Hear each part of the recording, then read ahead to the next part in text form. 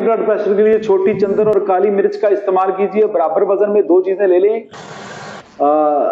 असरोल भी कहते हैं, छोटी चंदन भी कहते हैं, ये और मिर्च स्याह, ये दोनों हम वजन ले लीजिए और 0 साइज के कैप्सूल भर लीजिए। सुबह शाम इस्तेमाल कीजिए। वो लोग जिनके बुलंद फिशारे खून का मामला है, जिनके हाई ब्लड प्रेशर का मसला है, या जिनको नींद नहीं आती, या जिनके घर में ज्यादा लड़ाई झगड़े रहते हैं, मर्द चिड़चिड़े हो जाते हैं, या खवातीन हाई ब्लड प्रेशर की वजह से चिड़चिड़ी हो जाती हैं, ये कनपटियां या बैक वाला जिनका हिस्सा दर्द करता है, जिनको सही से नींद नहीं आती, वो छोटी चंदन और काली मिर्च का कैप्सूल सुबह शाम पानी से, खाने से पहले, खाने से बाद, कैप्सूल के बगैर नहीं लेनी क्योंकि वो बहुत कड़वी है। नुकसानदेह नहीं है, जहरीली नहीं है, लेकिन कड़वी है क्योंकि काली मिर्च काफी कड़वी है और जो छोटी चंदन है वो उससे भी कड़वी है।